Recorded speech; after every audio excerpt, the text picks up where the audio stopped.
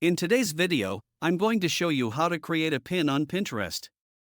First, open your browser and go to Pinterest.com.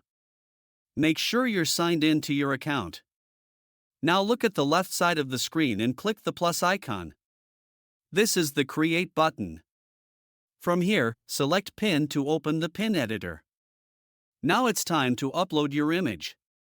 You can either drag and drop a file from your computer or click to browse your files manually. For best results, use a vertical image with a 2:3 aspect ratio, such as 1000 by 1500 pixels. Try to use a clear, high-quality image with readable text and enough spacing around the edges so nothing gets cropped.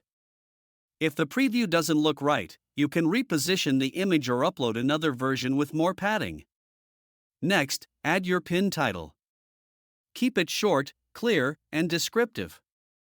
Use words people are likely to search for on Pinterest.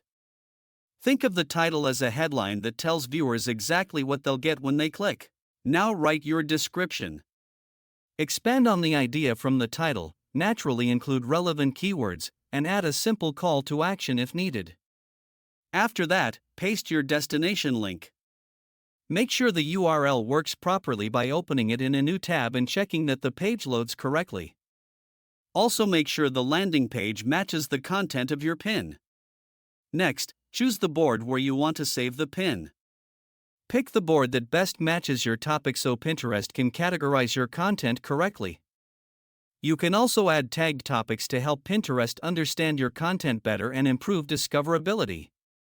If you're selling products, you may also see an option to tag products directly in the image. Before publishing, take one final look at everything, check for typos, confirm the crop looks good, and make sure the link works properly. Once everything looks ready, click Publish. And that's it, your pin is now live and ready to be discovered on Pinterest. If you find this tutorial useful, consider subscribing and liking the video.